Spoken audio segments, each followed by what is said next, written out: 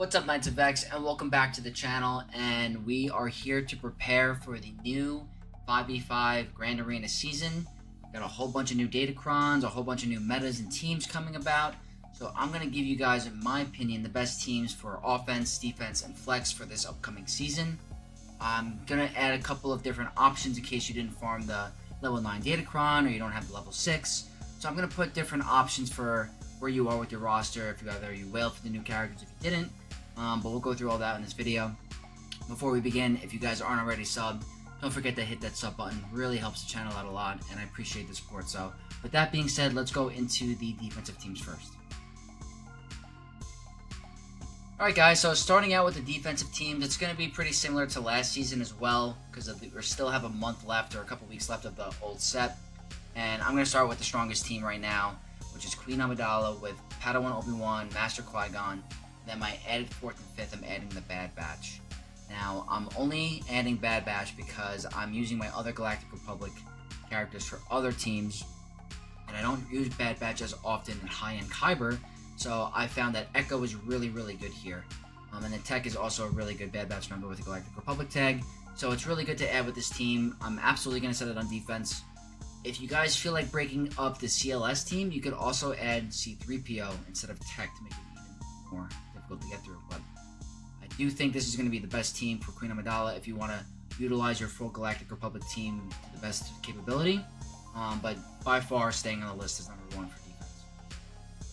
Next up, we got Gungans, and I think Gungans are, again, going to be very strong. Everyone's going to have Jar Jar, or a majority of the player base will have Jar Jar now that he came back around, so he's absolutely going to be a defensive staple. I applied the Omicron on his unique for the extra shield generator stacks. I want to see if it makes a big difference for the defensive capability. I'm going to have to play around and see with what datacrons work best to beat him, but for the first month while the datacron is still here, Jar Jar is staying on defense. He's still very hard to get through, and quite possibly he's going to take a very strong team. And then next up, I have Rey with a couple of different variations. So Rey's always a very versatile team where you can add who you want, make the counter very difficult to get through, and this will be the Rey team that I sent for the first couple of rounds, because I think the Visas Kron is going to be insane. It's going to be so strong with the revives, the healing level 6, and then you have the self-cleansing from L3, you have Shorty with giving stealth, so Visas might be getting stealth and you can't get to her. It's going to be very hard to get through if you have her modded correctly. And then with Rey is always an annoying defensive team, so if you guys have the Visas level 9, I highly recommend that you place her with Rey. If you don't have the Visas level 9, I put in these 2 extra backups for the level 9 with the new set, Sabine Wren and Emphas Nest. I think those will be a very good substitute. With that, with those characters, you'll probably have the attacker level 6, and Rey and Ben Solo are attackers, so they'll get benefits from that level 6 as well. So, if you don't have Visas, I would do Sabine, and if you don't have Sabine, I would do Emphas Nest as substitutes for Visas in that team. And if you guys don't have any of these characters or the Datacron level 9, then I would do Jedi Training Rey and put a tank level 6. It can be very annoying, but these are probably going to be the most optimal for this season in the beginning until we test further, but that's my recommendation for the Rey team. Moving on, next we have Finn, and I always find Finn to be very annoying, especially with Zori Bliss, Omicron. If they get their turn meter going, you're just in trouble. And you have a couple different options for this run. You can either run a tank to make Finn very annoying, you can run the attacker, so resistance hero Finn is doing another attack and true damage, or you can have the support level 6 with Zori, which is going to be very strong for that team, and you apply a buff immunity and they get all other stats. So if you have the support Kron and you have one to spare, definitely throw it on this team. It's going to make it very hard to get through. They're going to get increased stats. Highly recommend it. Next up, we're going to go with Jabba, and I think Jabba is always a very annoying defensive team. And I think he's going to be a staple this season because of 2 separate datacrons. The tank level 6 is so annoying to get through on Chrysanthemum. He can become just an unkillable tank. You got to get through him twice if they have the datacron set correctly. And then there's the attacker level 6 where Leia is going to get contract in 2 seconds. It's actually insane. So if you guys have the correct datacrons for the tank and for the attacker level 6, either will work very well. You're going to have a very, very strong defensive team. And there's a reason I did not put Boba in this team and I put Embo. It's because I want to try to save Boba for a Lord Vader on defense if they have the protection up level 3. And I want to test to see if that counter will work this season. I'm not sure it's worked in previous seasons, but with the level 6s and the crazy stats, it might not. But I want to do some testing. But that's the reason why I'm setting this Jabba team without Boba. But if you guys have Jabba and the correct datacrons, absolutely apply it. Next up on the list, we have Kenobi. And Kenobi is probably the best Galactic Legend team right now in the game. With the Padme level 9, we only have a couple more weeks of it left, so don't have to worry about it for much longer. But while it's here, I highly recommend placing it on defense. It's just an absolute pain to get through. It completely shut you down your tracks. There's only 2 teams that can maybe take it out consistently, and besides a mirror. And if that's even the case, this team is so strong. I'm going to be placing it on defense. If you want to make it even more difficult to get through, you'll replace General Kenobi with Jedi Knight Anakin. The only reason I didn't do that is because I want to keep him intact for my other team. If you guys are feeling spicy and you want to make it a little harder to get through for your opponent, put Jedi Knight Anakin in General Kenobi's place to make it even more insane. Next up, guys, I have Kelleran Beck with Ki-Adi-Mundi, Jedi Knight Anakin, Barriss, and Mace. And the big thing about this team is going to be the Barriss level 9. I think it's going to make the team even harder to get through. Just all the stats that are coming their way, and then the healing, and then the revive. It's going to be very tough to get through this team. Getting through Barriss to begin with is already difficult, and having to get through her again when she revives is going to make it even more annoying. So this is going to be my Kelleran Beck team that I said. I think it's going to be very annoying to get through, and I hope I get some wins this season. Next up, I have Trench, and Trench I'm putting on defense. I recommend if you have the Watt level 9. If you don't deal with Watt right away, he's going to keep reviving those guys, and especially with the support level 6, the wordy one, your team's going to hit extremely hard. I've seen Dooku hit for like 300k, I've seen Jango hit for 500k. It's crazy how much damage these guys stack with the debuffs being applied, and then it's just very strong. You cannot take this team lightly. If you have the Watt level 9, or if you just have the support level 6, highly recommend you place Trench on defense. Going to be very, very strong this season. Next up, guys, I have Tuskens, and I always am going to put Tuskens on the defensive side because they're just so annoying to get through. They have certain counters that work really well, but if you don't have those counters available, you can just get steamrolled and not take them out, and you get stuck in a loop. Very, very annoying team, guys, and Tuskens I highly recommend you place on defense if you have them. If they're at relics at least, definitely recommend. Now, next up, guys, I have 2 different Dark Trooper Moff Gideon teams, and the first one is going to be a little bit different. I am putting in TIE Fighter Pilot instead of Stormtrooper. The reason I'm doing that is I want to put my Stormtrooper in a different team. I want to put him with my Iden. So I think this will be a very strong defensive team, especially if you have the tank level 3-6. I highly underestimated this team last season. My Radis was not able to get through it, especially if you don't kill him off the second special, he's going to revive. Very, very hard. Need a very good team to take it out, and I highly recommend this defense. If you guys did happen to whale or hoard crystals for the Night Trooper level 9, this will be the team to place in for now until we get other Imperial Remnant into the game. Very, very strong. Malgus is able to take this out, but you're using a very strong team, a highly used team as a Malgus that can take out a lot of teams to use on this. So Malgus is able to take it out if you don't get one shot. But if you do have the Datacron, definitely set it on defense. Next up, guys, I'm going with Iden, and I'm putting the double tank with range and Stark. And these are pretty much my leftover troopers that I'm going to be using. And I'm only putting this on the defense this season is because of the Iden level 9. I highly took it lightly and paid for it. I tried doing Wampa, Radis, none of it worked. You really have to bring in a strong team to take it out. Taunting permanently after someone dies is just such a strong mechanic. It really makes the team even stronger. And that's why I'm putting Iden on defense this season. And then for the last defensive team that I have that I think will be really annoying to get through is going to be Dash. either the Enfys Nest Datacron or the Vandor Chewbacca Datacron. That makes Chewbacca extremely tanky and hard to get through. Adds health and protection per relic amplifier. And I think it takes 15% reduced damage. So very hard to get through Vandor. He's usually the first person you got to take out because he's reviving prepared. So I think this team's going to be back on defense. It's going to be very annoying to get through, and I recommend you guys place it. That being said, let's move on to the offensive teams. Okay guys, so we're going to move to offense, and we're going to start out the list with the most obvious in my opinion, and that's going to be Bane. Bane will, for the foreseeable future, be an offensive character with one. It's in his kit, it's what makes him Bane. Rule of two, take out a ton of teams. I don't know if he's as strong as the previous set with taking out, like, I don't think he's going to be able to take out the Padme or Queen Amidala team anymore.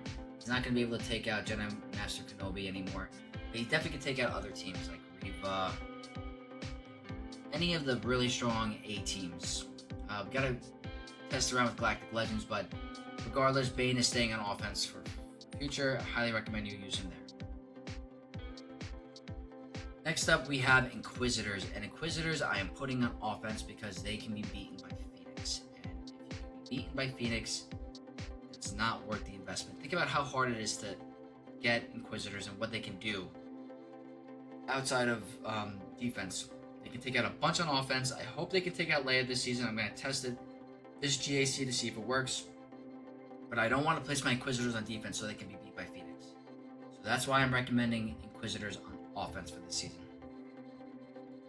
And then that goes to our next point is Phoenix. And I'm going to be using them strictly on offense with Captain Rex because they are my go-to Inquisitor counter. Use the Geonosian Brood Alpha for the pre-taunt and for them to only gain the 5 stacks of purge in the beginning. This is my staple for Inquisitors and counter. For the Inquisitor counter, I've hardly ever failed it. Sometimes there's RNG with the days not landing and they take turns. It can cause a lot of issues. But that's why I'm using Phoenix on offense this season. And then next up, guys, I have Starkiller for offense. And Starkiller is extremely, extremely strong with the attacker level 6, he attacks twice. Very, very strong mechanic. And the reason I put Rey Jedi Training in here, just for me, is that I'm using Visas for my regular Galactic Legend, right? So I have to replace an unaligned Force user, and I think Rey with the tank level 6 will make it very, very strong. It's still able to work against, hopefully, another Rey, or another really strong team like Zori. That's why I'm putting Rey Jedi Training here. I think Starkiller is just very, very good offense. I don't want to put him on defense. And then next up, I have Afro with the droids, IG-88, and Darth Vader. And I had no success in 3v3 with Afro last season. I tried to make it work. It didn't work. I happened to roll the 000 droids, better Datacron with the blind. I'm hoping that can maybe help a little bit. So I'll probably test it one round this season to see if it works. If it's consistent, yay. If not, we'll have to see how that goes. But I think it'll be good going forward, and that's why I'm going to use Afro on offense. Next up, guys, we have Sith Eternal Emperor, and I think he is going to be very good on offense this season. He's able to solo teams, get high banners. He's definitely easily beaten on defense, so I don't want to put him on defense, but his solo potential is great. I think that he is meant to be an offensive character, so that's why I'm using him. Next up, I have General Skywalker, the full 501st, and the sole reason why I'm using him on offense is to take out Queen Amidala. He worked great for me last season in 5v5 for it, and I'm strictly going to be using gas for that team because it's very hard to take out the Queen Amidala, especially with the Obi-Wan level 9. And for me personally, I will be using gas on offense strictly for that team, and that's why I'm recommending him here. Next up, I have CLS, and I like keeping CLS on offense because I'm able to take out an Afra, if they said Afra on defense, and I'm able to stun her right away, can stop their turn meter train, and it's very strong. CLS is becoming very easy to beat on defense, so I don't recommend him on defense, but if you see a team capable of being taken out by CLS, absolutely very helpful. The Han Solo Zato for shooting first is just so strong and double tapping. Just very good offensive team, and that's why I'm using it. Next, I have Jedi Master Luke, and I'm going to be including Jedi Knight Cal Kestis this season with Luke because I don't think that Cal can still take out Malgus if they have the correct Datacron. So I don't think you're going to be able to make a separate team for Cal in order to take out Malgus. So I'm going to be combining with my Jedi Master Luke. Hopefully I can take out some Vaders, or some other strong teams that need Luke or need Cal, and that's where I'll be using Master Luke this season. Next up I have Radis, and Radis is going to be back on offense. I don't think he's very good on defense. He's the bounty hunters, but he might be able to take out some other teams that are lingering. If you're not going to be using Leia with Radis, I think you want to just use the regular Rogue One team, and they're an offensive team this season. Next up, this is going to be a iffy one. I don't know if it's going to work, but this is going to be my Lord Vader counter. This will be my offensive team. I have Fennec, Bosk, Boba Fett, Grief Karga, and the Mandalorian. I have to see if I want to break up my Bo-Katan team and add Beskar Armor Mando to make it even more safe because of Maul. I'm pretty sure you need Beskar Armor Mando, but we're going to have to see how the defensive teams for Lord Vader look. But I'm going to test it out in Grand Arena and see how it goes. And next up, guys, I have Night Sisters as my last team for offense, and I think Night Sisters are very easily beaten on defense, but they can take out a bunch on offense, and they shouldn't be taken lightly. They are now a protection recovery team because of Marin, which makes them very valuable on offense because they're able to recover faster. So you can take out a number of teams with Night Sisters. You can cheese Jabba sometimes if it works correctly, especially if you have the Omicron. So Night Sisters are going to be a very valuable team on offense, and I highly recommend it. Alright guys, so we're going to move on to flex teams now, and for this I have two teams starting out for Leia. And I'm going to be starting out with the team that I've been using for the majority of 5v5. That's going to be Leia with the normal 2 Captain Drogon, R2, and then adding Radis with Jyn Erso. It's a really good cheese team, especially since Jyn cannot die unless Radis is gone from the battlefield. This works on so many different teams, it's hard to get through. It takes out a lot, and I highly recommend you use Leia with this. And for the next team with Leia, this is going to be if you have the Stormtrooper Han level 9. It is so strong, it's just going to be bonkers hard to take out on defense. It's going to take out a lot on offense. I highly recommend that you use the double tank when using Stormtrooper Han. It's just going to make the team very hard to get through. And Leia being a tank, this makes it even more insane. So if you guys have this team and you have the right Datacron, highly recommend you either use it on defense if you have Stormtrooper Han. If you don't, I would use it on offense. So next in the flex category, I have Supreme Leader Kylo Ren. And the reason I have him in the flex is because he's so strong on defense if you have the right Datacron, but he's also so good on offense because he can take out so many strong teams. He's going to be able to take out Kenobi. He's going to be able to take out Rey. He's going to be able to take out Leia. Take out Jabba. He's such a strong asset on offense, but that's why I'm putting him in the flex category because he works in both. But I more than likely will put him on offense this season because it's going to help me so much. But that's going to be totally up to you guys for where he fits in your roster.